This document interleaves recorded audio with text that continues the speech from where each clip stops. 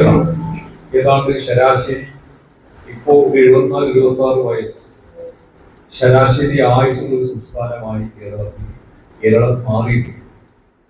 അപ്പൊ അതുകൊണ്ട് അത് നമ്മുടെ നാടിന്റെ പ്രത്യേകതയോ 947-ലും 57-ലും എല്ലാം കേരളത്തിന്റെ ശരാശരി ആയുസ്സിൽ 48 വയസ്സ്.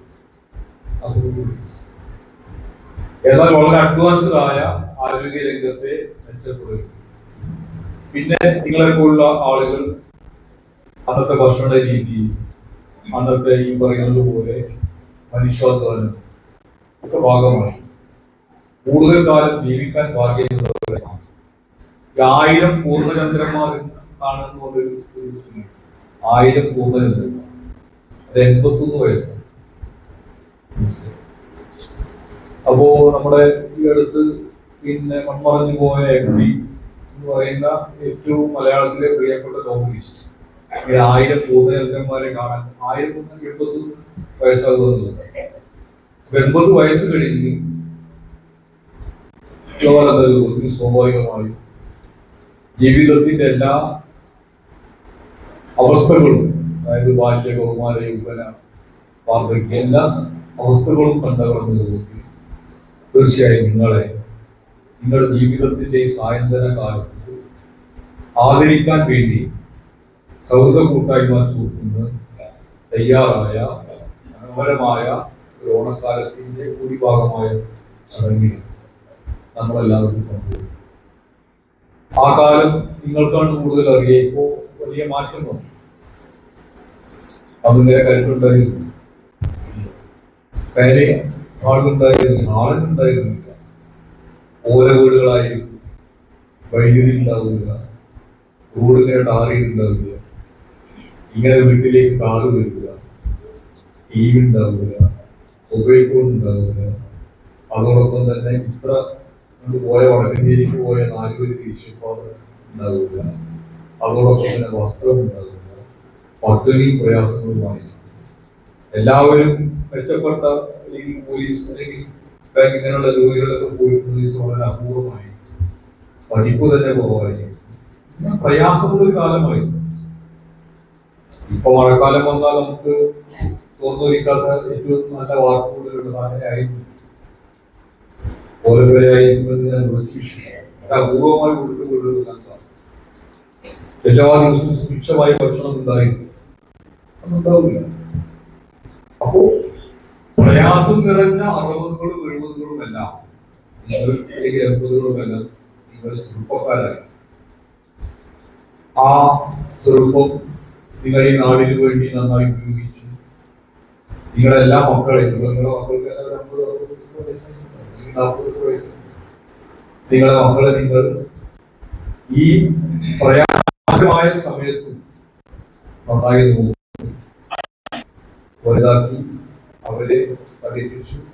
മെച്ചപ്പെട്ട ജീവിതത്തിലേക്ക് നിങ്ങളുടെ മക്കളും കൊച്ചുമക്കളുമെല്ലാം മാറുന്ന ഈ കാലമെല്ലാം ഏറെ സന്തോഷത്തോടു കൂടി നോക്കിയിരിക്കാൻ സാധിക്കുന്ന ഭാഗ്യം കിട്ടിയ ആളുകളായി നിങ്ങളെല്ലാം മാറിയ ഒരു സാഹചര്യം ഈ കാലഘട്ടത്തിന്റെ പ്രത്യേകത.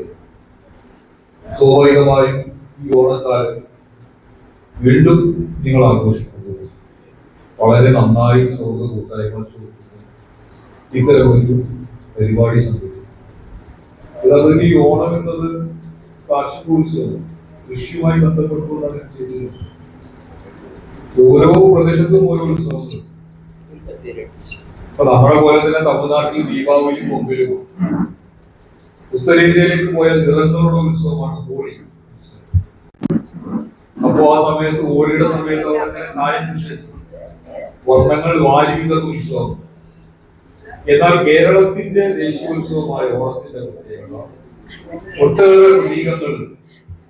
ഒട്ടേറെ പ്രതീകങ്ങൾ ഓണത്തിൻ്റെതായ കുറേയേറെ ചിട്ടവട്ടങ്ങൾ. ഒരു ചിട്ടവട്ടമാണ് പൂക്കളം.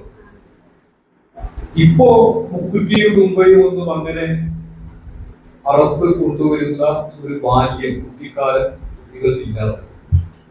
നേരത്തെ അങ്ങനെയല്ല, കാലത്തിന്റെ മാറ്റമുണ്ട്. ഇപ്പൊ നമുക്ക് അങ്ങാടികളിൽ പൂക്കളും മറ്റും വാങ്ങാൻ കിട്ടും.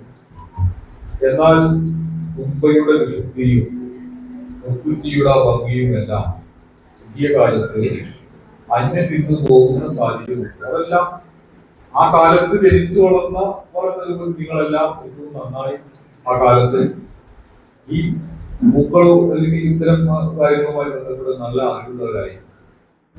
ഈ ഓണത്തിനാണ് ഓണക്കൂടാവും. സാധാരണ കല്യാണക്കുറവാണ് ഓണത്തിന്റെ ഒരു വസ്ത്രത്തിന്റെ പ്രത്യേകത ഓണക്കൂടാവും. ഓണസദ്യ പ്രധാനമാണ്.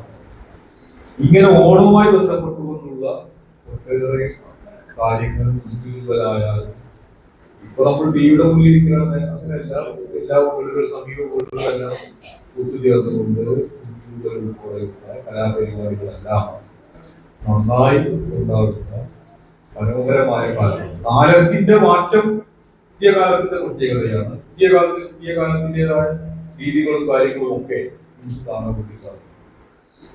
എന്തായാലും പുതിയ കാലത്തും നന്മ പറ്റാത്ത ഒരു കൂട്ടം ചെറുപ്പക്കാർ ഇവിടെ ഒത്തുകൂടുകയും അവർ ഈ കാര്യങ്ങൾ ആലോചിക്കുകയും ഈ കാര്യങ്ങൾക്ക് മുൻകൈ എടുക്കാൻ വേണ്ടി സൗഹൃദ കൂട്ടായ്മയുടെ സുഹൃത്തുനില ഭാരവാഹികൾ തയ്യാറായി എന്നതാണ് ഈ കാലത്തിന്റെ പ്രത്യേകത.